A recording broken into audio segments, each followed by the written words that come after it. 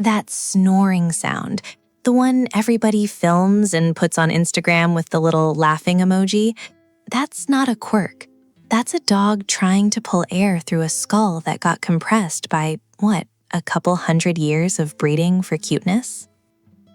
Shih Tzus are brachycephalic, flat-faced, and what that actually means mechanically is everything inside the nose and throat got squished into a space it doesn't fit in. The soft palate's too long. The nostrils, go look at a Shih Tzu's nostrils, seriously. They're these tiny little slits. Some of these dogs are breathing through openings the size of a grain of rice. So every breath costs more, every single one. And the dog doesn't complain because, what's it going to compare it to? It's never breathed any other way.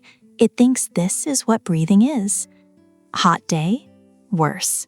Dogs cool off by panting, and panting is exactly the thing this dog is bad at. A Shih Tzu in summer heat is working with hardware that fails right when it needs it most. They overheat fast, like dangerously fast. Owners find out the hard way on some random walk in July. And here's what gets me. We picked this. Nobody bred Shih Tzus for, herding or hunting, and the face was a side effect. The face was the point. We decided that look was worth the airway. The really bad cases need surgery. They go in, trim the soft palate, widen the nostrils. Vets do this all the time now. There's a whole surgical specialty that exists basically to undo a breeding decision. The dog snores, everyone laughs. The dog is just trying to breathe.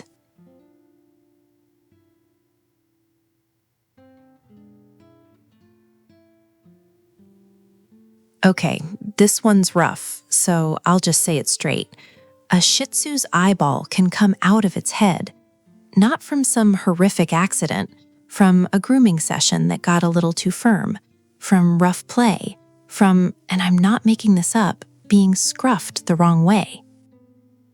It's called proptosis, and the reason it happens is the same reason as everything else with this breed, the skull. Flat face means shallow eye sockets. The eyes aren't sitting in deep protected cups like on a German Shepherd. They're sort of perched, right at the surface, bulging out, held in mostly by the eyelids and some soft tissue. There's not a lot keeping them where they are. So pressure around the head, the wrong grab, a tussle with a bigger dog, even straining hard against a collar, and the lid slips behind the globe. And once that happens, the eye's out. It's an emergency. You've got a short window, and the clock's running. Vets can sometimes put it back, sometimes. Depends how long it's been, how much damage there is to the muscles and the optic nerve. A lot of these dogs lose the eye. Plenty lose the vision, even when the eye gets saved. And even when nothing pops out, those eyes are a problem every single day. They're so exposed, they dry out. They catch scratches from their own hair. Ulcers on the cornea, super common in this breed. Owners end up doing eye drops as a daily ritual, forever. Big eyes. That's half of why people fall for the breed in the first place. Those huge, dark baby eyes. The cuteness and the medical risk are literally the same feature. You don't get one without the other.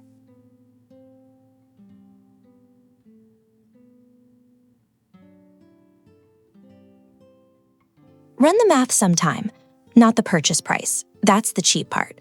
A Shih Tzu from a decent breeder runs you maybe $1,000, $1,500. Fine, that's the cover charge. The actual cost starts after.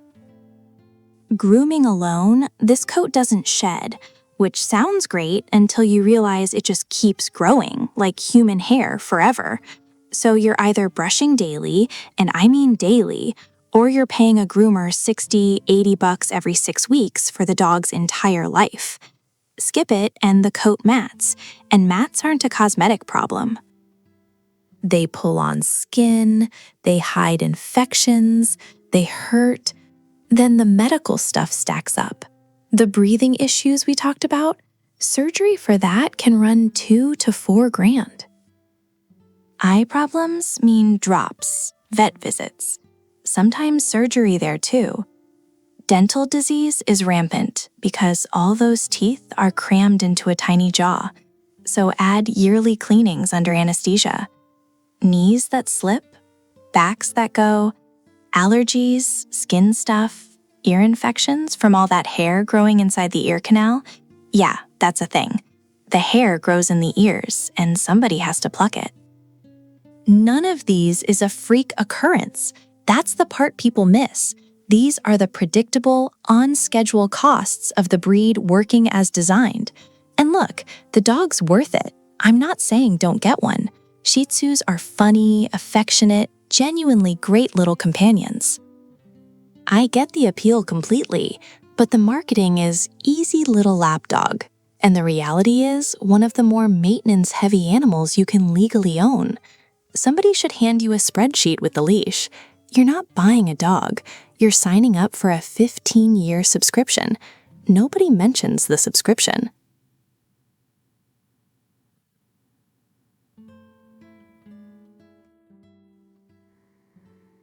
"8 months. That's the number I keep seeing from people who actually logged it. 8 months to get a Shih Tzu reliably going outside. Some say a year. A lab does it in 8 weeks. And the reason isn't that they're dumb. That's the lazy take. Shih Tzus were bred for 1,000 years to sit in palaces and look good. Nobody in the Forbidden City cared where the dog peed. Marble floors, servants everywhere. There was no job to do. So nobody selected for, caring about the rules. So you bring one home and you're working against a millennium of nobody asked. The bladder doesn't help either. It's tiny. A puppy that size physically can't hold it more than 2, maybe 3 hours. You're at work for 8. Do the math on what your rug looks like. And here's the part that actually breaks people. Shih Tzus hide it. A big dog squats in the middle of the room. You catch it, you correct it, done. A Shih Tzu goes behind the couch, under the bed, behind the curtain you never move. You don't find it for 3 days, and by then, correcting them is useless. They have no idea what you're mad about. None. Rain makes it worse. They hate wet grass. Genuinely will not go. So you stand outside at 6 in the morning holding an umbrella over a dog that's just staring at you, refusing. People give up. That's the quiet truth in this breed. Shih Tzus show up in shelters with "not housebroken" on the card, and it's not the dog that failed. The owner just ran out of patience before month 6.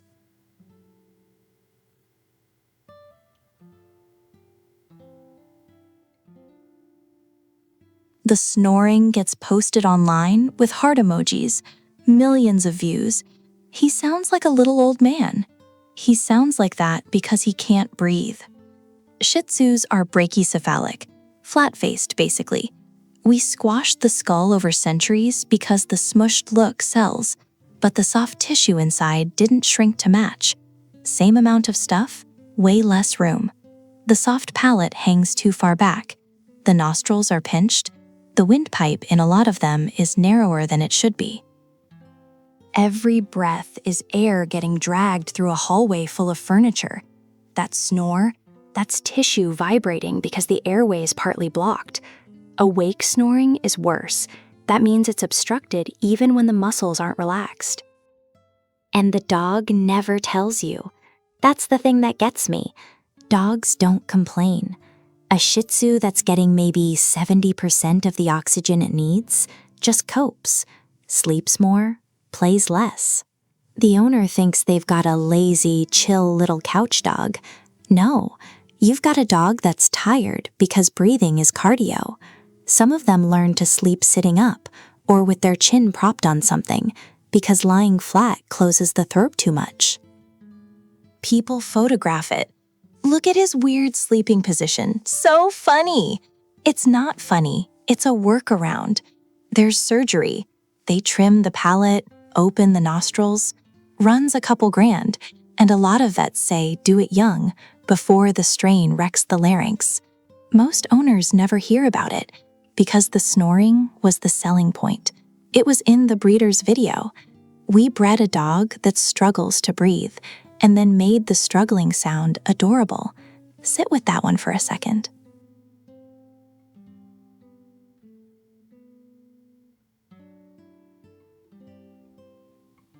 "85 degrees, sunny. Nice day, right?" For a Shih Tzu, that's a hazard zone, and most owners walking one at noon in July have no idea. Dogs don't sweat. They dump heat by panting. Air goes in, passes over the tongue in the airway, moisture evaporates, dog cools down. It's a decent system, if the airway works. We just covered why a Shih Tzu's doesn't. So the one cooling mechanism the dog has runs through the exact plumbing we broke on purpose. They pant harder, the tissue in the throat swells from the effort, the airway gets tighter, less air moves, the dog gets hotter, pants harder. It feeds itself. Vets see this spiral every summer, and brachycephalic breeds die from heat that a beagle would just find annoying. The numbers on this are ugly. Flat-faced dogs are something like twice as likely to get heat stroke, and once a dog actually tips into it, the survival odds drop fast. Organ damage starts before you've even noticed something's wrong. And the warning signs look like normal Shih Tzu. That's the trap. Heavy breathing, noisy panting, slowing down on the walk. The dog does that on a cool day. So owners miss the window. The real tells are the tongue going wide and spade-shaped, gums turning brick red, the dog suddenly wanting to lie down on shaded concrete and not move. By the staggering stage, you're already racing the clock. The double coat doesn't help. The walk on hot asphalt doesn't help. 10 minutes. That's all the margin some of these dogs have. A Shih Tzu summer is early mornings, late evenings, and air conditioning in between. That's not pampering. That's the spec sheet.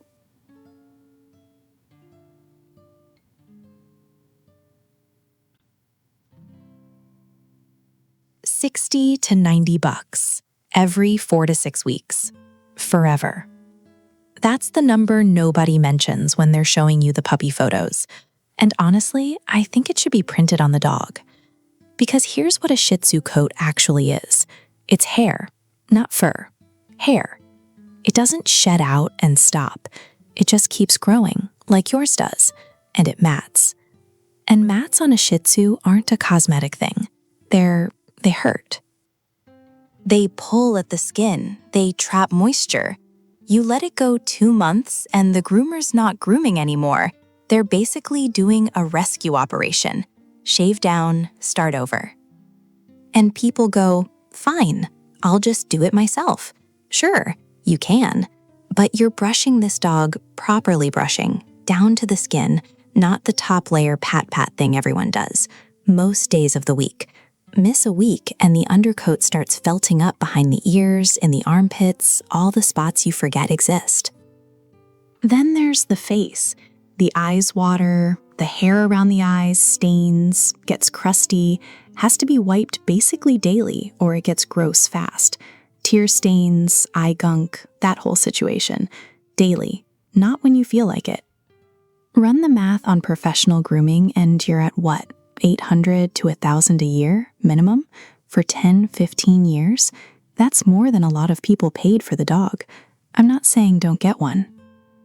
I'm saying the coat is a part-time job, and the breeder selling you the fluffy teddy bear photo is not going to lead with that. The teddy bear look is maintenance, constant, expensive maintenance. The dog under all that hair doesn't care. You will.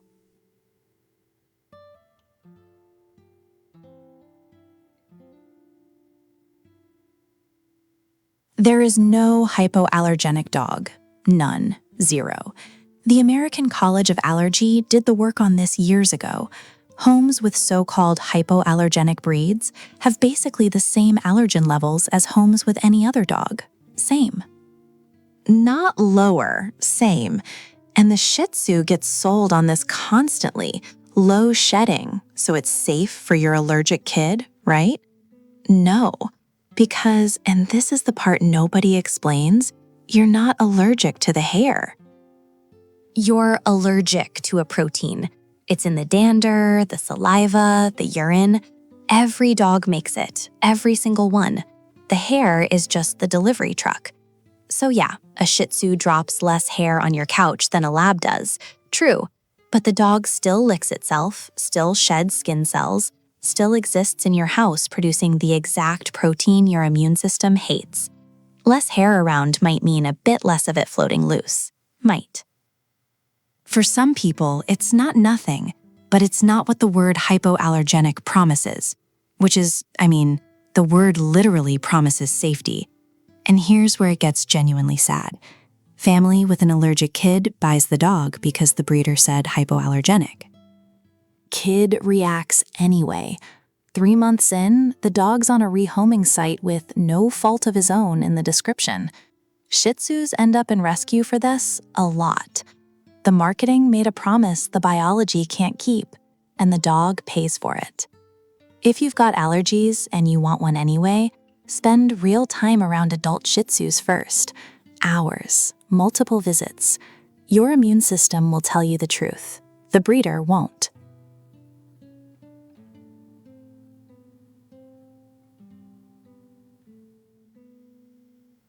Shih Tzus rank somewhere around 128th out of 138 breeds on Stanley Coren's working intelligence list. Bottom 10. And everyone reads that and goes, oh, dumb dog. Wrong read. Completely wrong read. That list measures obedience, how fast a dog learns a command, and how reliably it does the thing when asked.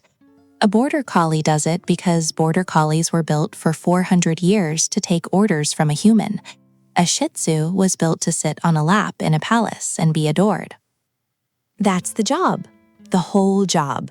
Nobody bred them to do anything, so they never developed the reflex of caring what you want. So you ask for a sit, and the dog hears you. You can see it hearing you, and then it just kind of looks at you. Runs the math. What's in it for me? Treats good? Maybe. Treats the same boring kibble you've been recycling for a week? Pass.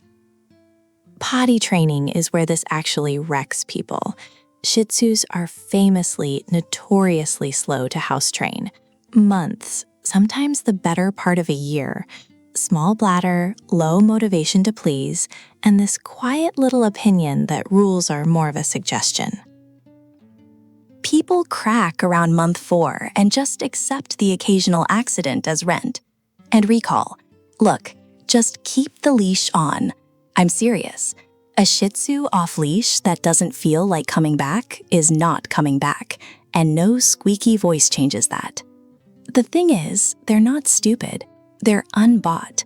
Training one means convincing it every single session that your idea was secretly its idea. Some people find that charming. Those people own Shih Tzus.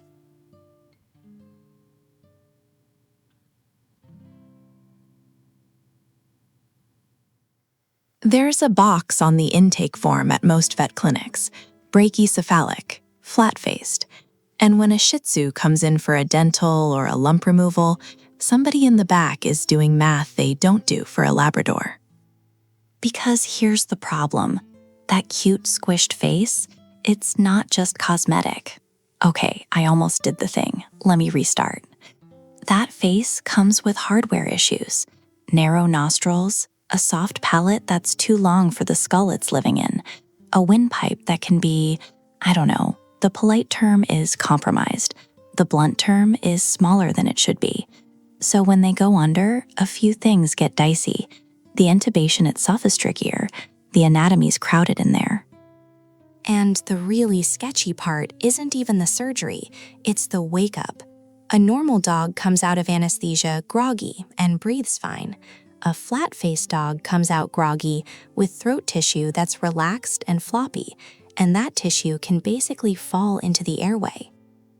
Vets will sit with these dogs in recovery way longer than usual. Some clinics won't take the tube out until the dog is practically arguing about it. Does this mean your Shih Tzu can't have surgery? No. Thousands go under every year, and they're fine. Good vets have protocols for exactly this. But it changes the calculus on everything. that optional dental cleaning, that small benign lump.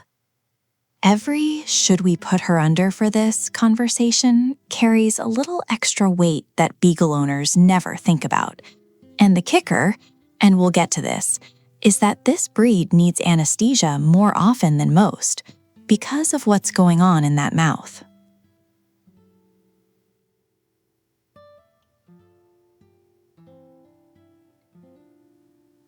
Try going to the bathroom. Just try it. Close the door and count the seconds before you hear the snuffling, before you see the little shadow under the door, pacing, waiting, personally offended. This breed was engineered for one job: not hunting, not herding, not guarding, sitting on a person. For something like 1,000 years, Chinese royalty bred these dogs to do exactly one thing: be near a human at all times. And they nailed it. They built the most successful lap-seeking missile in dog history, which sounds adorable until you live with it. A Shih Tzu doesn't want to be in the same house as you. It wants to be in the same room. Honestly, the same square meter. You move from the couch to the kitchen, the dog moves from the couch to the kitchen. You sit down for 40 seconds, there's a dog on you. Not next to you, on you. And look, for some people, that's the whole point. That's why they bought the dog. Fair. But there's a real cost hiding in there, and it's separation anxiety. A dog bred for constant companionship doesn't have an alone setting.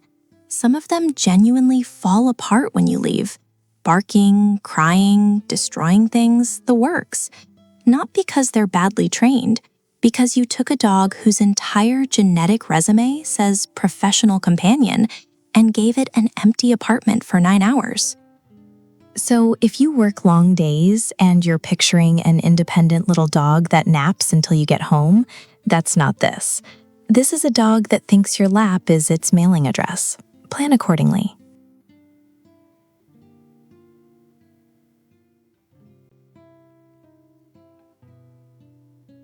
Open a Shih Tzu's mouth and count. Same number of teeth as a German Shepherd, 42. Now look at the jaw they're supposed to fit in, a jaw that's been shortened, flattened, and squished for centuries because we decided the face was cuter that way. The teeth didn't get the memo. They didn't shrink.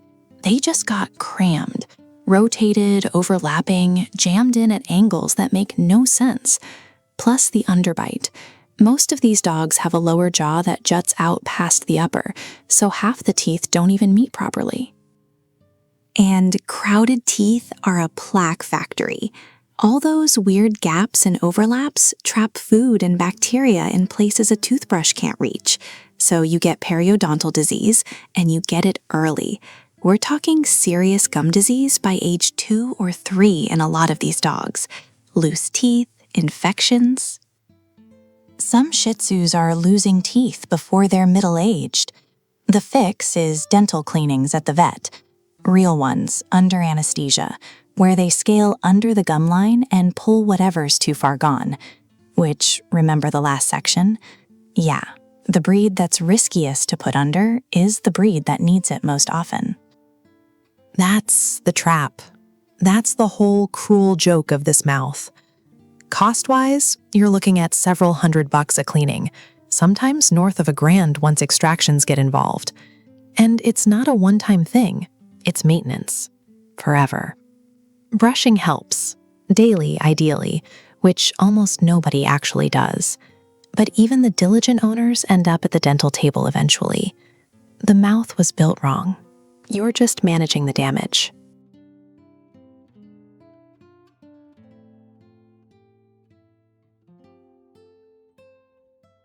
That snore. The little piggy snorts when he gets excited. The weird honking thing he does after drinking water. People film this stuff. They put it on Instagram with heart emojis, like it's a personality trait. It's an airway, a bad one. A Shih Tzu skull got compressed by 100 years of breeding for that flat baby face. But here's the thing nobody tells you. The soft tissue didn't shrink with it. Same amount of palate, same tongue, same everything. crammed into maybe half the space. So all that stuff sags into the airway. Every breath has to squeeze past it. That snoring, that's obstruction. The snorting, usually stenotic nares, nostrils so pinched the dog's basically breathing through 2 coffee stirs. Vets have a name for the whole package.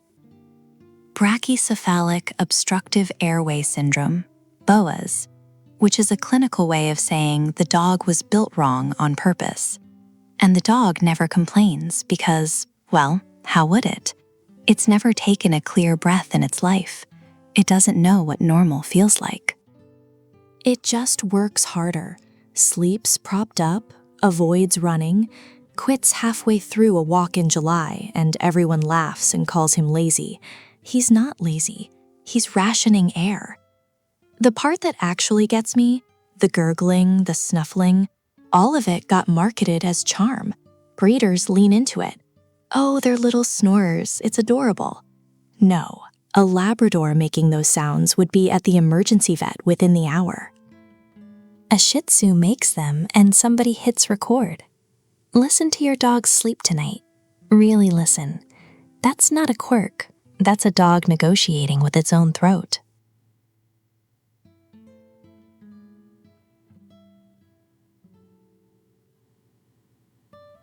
Somewhere around 2010, Airlines started looking at their incident reports and noticed a pattern they really didn't want to talk about.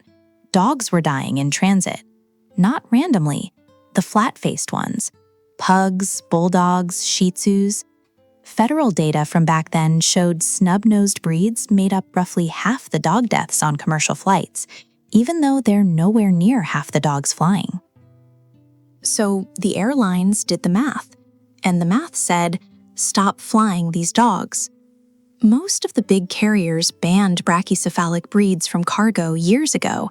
United, Delta, a bunch of others. Cargo holds just off the table now, and the restrictions keep creeping. Some airlines tightened cabin rules too.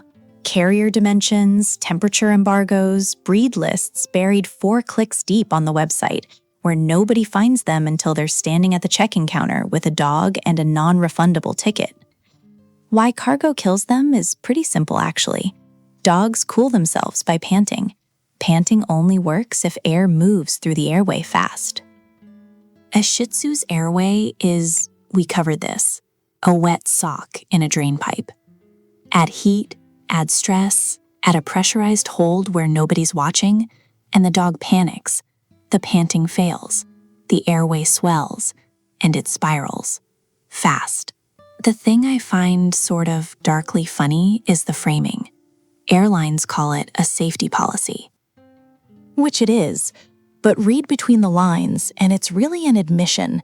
An entire industry looked at this breed and said, we cannot guarantee this animal survives normal conditions. Not turbulence, not a crash, normal conditions. When the actuaries quit on your dog's anatomy, that's data.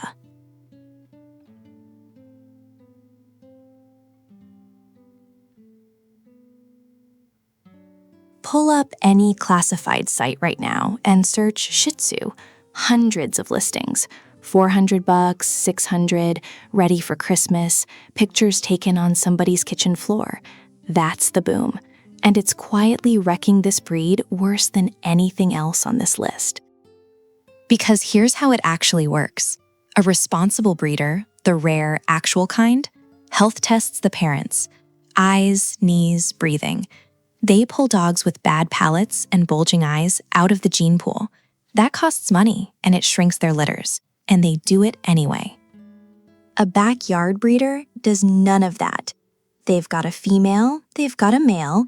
The math says a litter of 5 at $500 a pup is $2,500 for basically letting nature happen.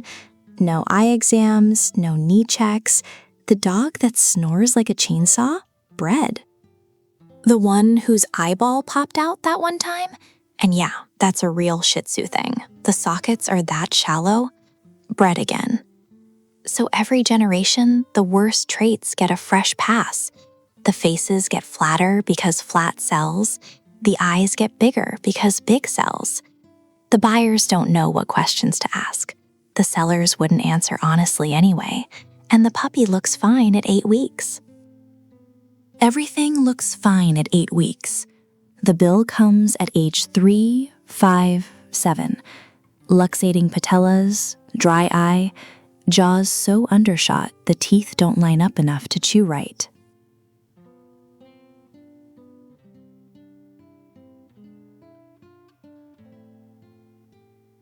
That smell. If you've been around a Shih Tzu with bad ears, you know exactly what I'm talking about. Sort of yeasty, sort of sour, and it comes back no matter how many times you clean.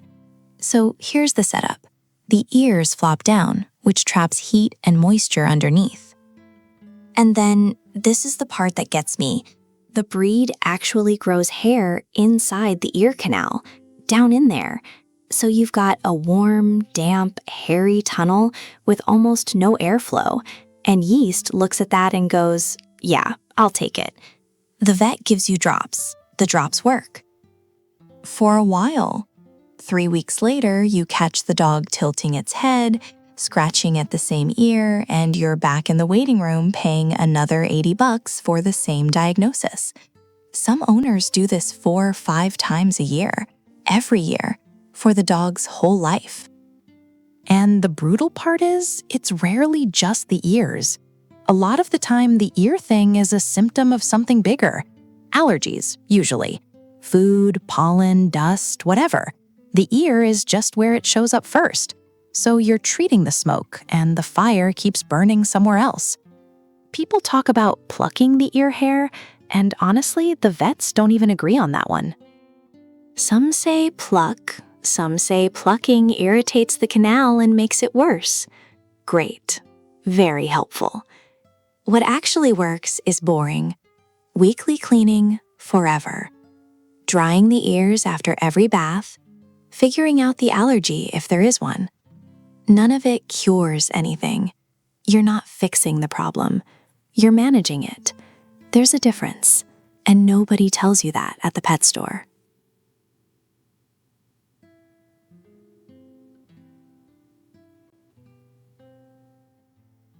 It happens fast.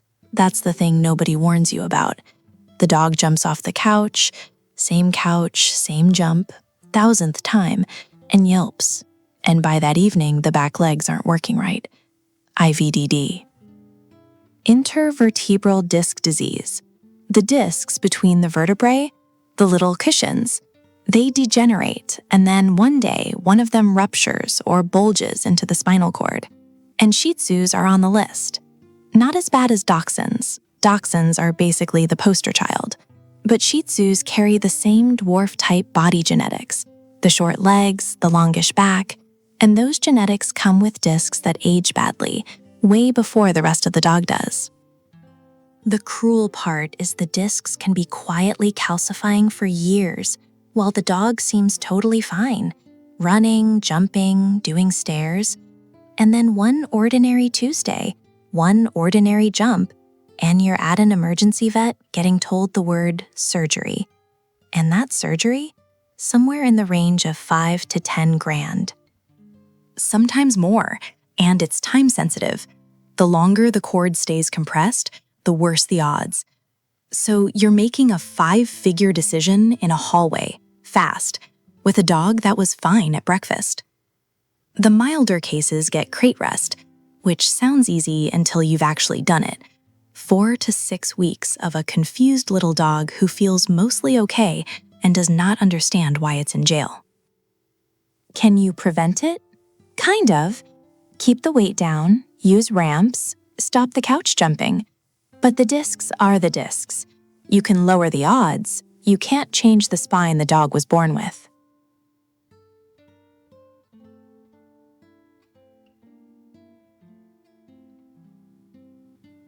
They live to 16 easy.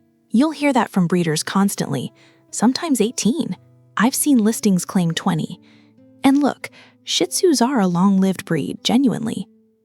The realistic average sits somewhere around 10 to 13. Plenty make it to 15, 16, That part's true. But the number the breeder quotes you is always the ceiling, never the average. And they say it like it's a guarantee. It's not a guarantee. It's the best case scenario wearing a guarantee costume. Because here's what the long life pitch skips: how those years go. A Shih Tzu that lives to 15 usually spends the last 5 of them as a part-time patient. The eyes go cloudy. The teeth, what's left of them, need yearly cleanings under anesthesia, which gets its own risk conversation once the dog is old. The heart starts murmuring. The kidneys start drifting. None of it kills the dog quickly. It just stacks. So the lifespan was real, sure, but the breeder sold you 16 healthy years, and what you actually get is maybe 10 healthy ones, and then a long, expensive, tender decline that you manage one vet bill at a time. Senior dog care for this breed can run a couple thousand a year, some years more. And here's the part that gets me. The breeder making the promise is out of the picture by year 1. They never see year 12. They never sit in the room for the quality of life conversation. The promise costs them nothing because they're never around when it comes due. The dog gives you everything it has for as long as it can. The breeder gave you a sales pitch. One of those two kept their word.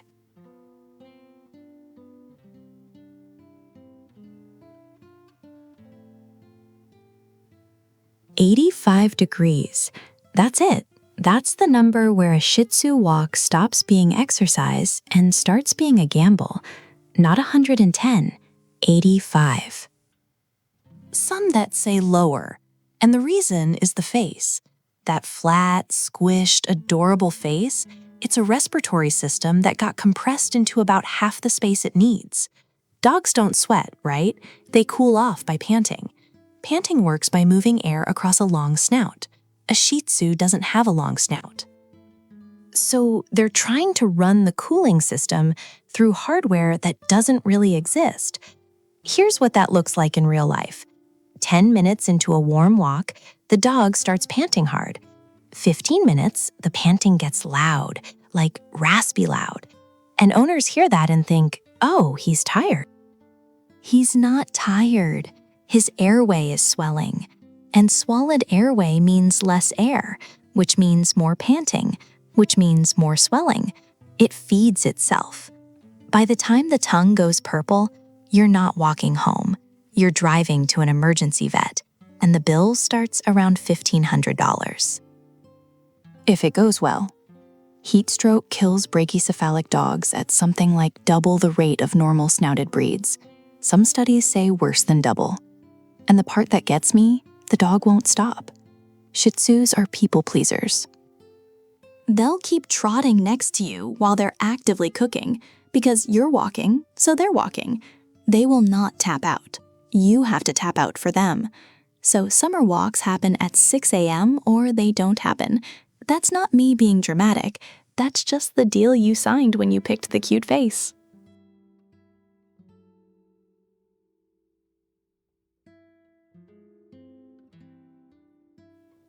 There's a blood vessel every puppy has in the womb. It routes blood around the liver because mom's liver is doing the filtering. And right after birth, that vessel is supposed to close. Seal up, done, the puppy's own liver takes over. In Shih Tzus, sometimes it doesn't close. It's called a portosystemic shunt, and the breed is, I want to say cursed, but let's go with massively overrepresented. The toxins the liver should be filtering out just skip the liver, straight into the bloodstream, straight to the brain. And the symptoms are weird. Not limping weird, neurological weird. Puppy stares at walls, circles, presses its head against furniture, acts drunk after meals. And that timing matters because meals are when the toxin load spikes. Some of these dogs are the runt, the quiet one, the he's just mellow one. Owners think they got a calm puppy. They got a sick one. Here's the number that bugs me. Diagnosis runs maybe $2,000 with the imaging. Surgery to fix it, when it's fixable, $3,000 to $6,000. And the alternative is managing it with a special diet and meds for the dog's whole life, which is shorter, by the way. Untreated dogs often don't see 3. And you can't see it at the breeder's house. That's the lottery part. The puppy looks fine at 8 weeks. Wobbles a little, sure. All puppies wobble. A bile acid test would catch it. Costs maybe $100. And most breeders don't run it. Ask why, and you'll get an answer about how their lines are clean. Ask for the test anyway. $100 against $6,000. That's the whole math.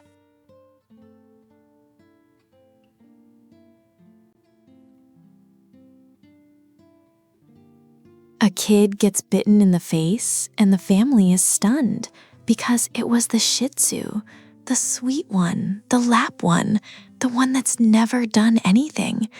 Okay, so let's actually talk about this, because the breed's reputation does a lot of damage here. Small, fluffy, bred for 1,000 years to sit on laps. People read that as safe, and safe turns into the toddler can do whatever he wants to it.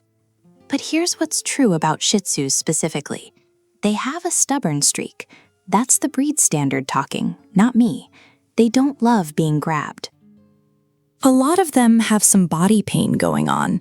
Bad backs, bad knees, eye issues that nobody's diagnosed yet.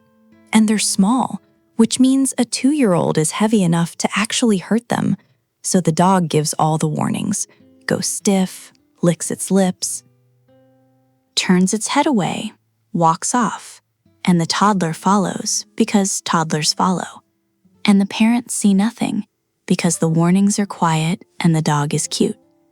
The growl gets punished, which, by the way, just teaches the dog to skip the growl next time. So eventually, the dog runs out of polite options. The bite stats on small dogs are honestly murky, because nobody reports a Shih Tzu bite the way they report a big dog bite. But ER data on facial bites in kids, small breeds are all over it. Kid faces are at dog level. Do the geometry. The dog isn't mean. The dog spent 20 minutes saying no in a language nobody in the house speaks. So the rule is boring and absolute. Dog and toddler, never alone together. Not because the dog is bad, because the dog is a dog.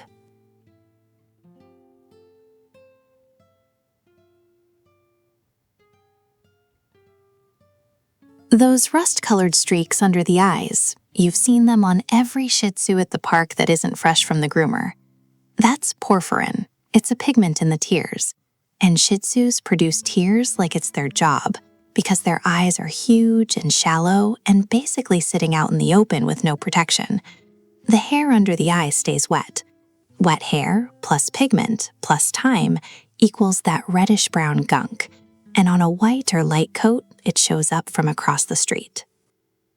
And you'll clean it daily with a little comb or a wipe or whatever product the internet swears by this month, and it comes back because the anatomy that causes it doesn't go anywhere. Then there's the coat itself. It's hair, not fur. It grows like yours does. It doesn't shed out, and it mats. Behind the ears, in the armpits, around the collar. A mat starts as a tiny tangle you could have brushed out in 4 seconds, and 3 days later, it's a felted knot sitting right against the skin, pulling every time the dog moves. That hurts them, by the way. People think matting is a cosmetic problem. It's not. It's basically a slow pinch that never lets go. So you're brushing, every day or close to it, down to the skin. Not that surface level swipe that makes the top look nice while the undercoat turns into carpet padding. And the face. Food in the beard, water in the mustache, eye gunk in the morning. You will own more grooming tools than the dog weighs. I'm only half kidding about that.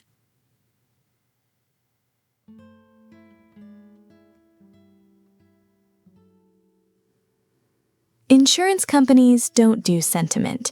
They do actuarial tables. And the actuarial table on a Shih Tzu is not flattering. When the premium quote for a Shih Tzu puppy comes back higher than the quote for a mixed breed the same age, and it usually does, that's not the company being mean. That's the company having paid out on thousands of Shih Tzus before yours and knowing exactly where the money went. Eyes first. Corneal ulcers, dry eye, eyelashes growing the wrong way, the occasional eye that gets injured because it's bulging out there with no real socket depth protecting it. Eye claims on this breed are constant, and some insurers price for that. A few will straight up add waiting periods or exclusions around known problem areas. Actually read it. There are plans out there that won't touch anything connected to the shape of the face, which on this breed is, well, that's a lot of dog. Backs and knees too. Disc disease, luxating patellas, the kneecap that slips out of place. Both show up in this breed enough that the underwriters noticed. And here's the part that gets people: pre-existing conditions. If your Shih Tzu has one ulcer before you sign up, every eye claim after that is going to get a hard look. So the window to get decent coverage is early, like puppy early. Wait until something goes wrong and you're not buying insurance anymore. You're buying a subscription to rejection letters.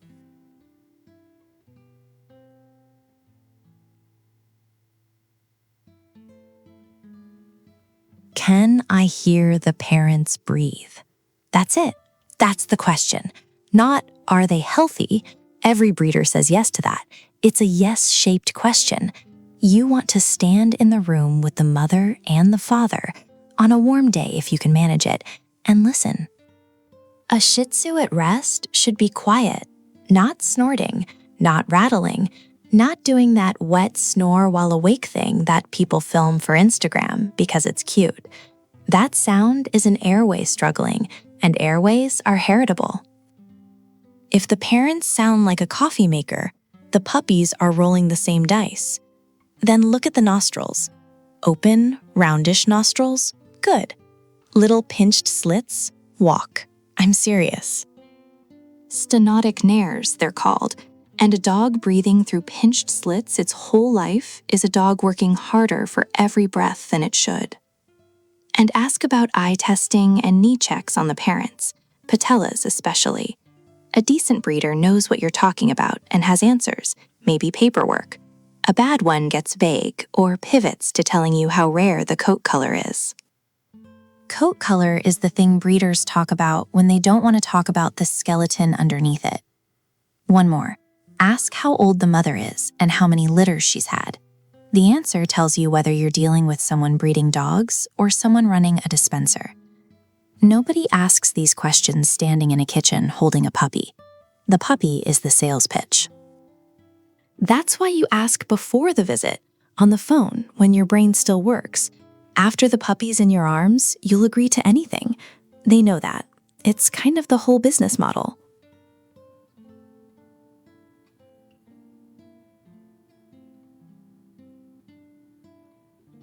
So look, after all that, you might be thinking a Shih Tzu sounds like a lot of work. And yeah, it kind of is. The face that needs wiping, the coat that mats if you blink, the breathing thing, the heat thing, the eyes that are basically two exposed marbles sitting on the front of a flat skull. But here's what gets me. This dog didn't ask for any of it. We built this animal. Humans did this. Over centuries, we bred a dog specifically to sit in laps and look a certain way. And the price of that look is a body that needs help, constant help. So when someone buys a Shih Tzu because it's cute, and it's ridiculously cute, and then gets annoyed that it can't jog with them or that grooming costs $60 a month, I mean, that's not the dog failing. That's the owner not doing the reading. And the thing is, this dog will give you everything it's got. 1,000 years of breeding for companionship means this animal is wired, literally wired to be with you. Not near you, with you. It'll follow you to the bathroom. It'll sit on your foot while you cook. That's not neediness. That's the job description we wrote for it. So be the person this dog thinks you are. Wipe the face even when you're tired. Pay for the grooming. Skip the noon walk in July. Get the eyes checked when something looks off, not 3 weeks later. Don't leave it alone for 10 hours and call it independent. It isn't, and you knew that going in. Or you should have. A Shih Tzu doesn't have struggles because it's a bad dog. It has struggles because it's a dog we designed to depend on us, completely. That dependence isn't a flaw you tolerate. It's a deal you signed. So keep your end of it. Be a good parent. Honestly, that's the whole video. Everything else was just details.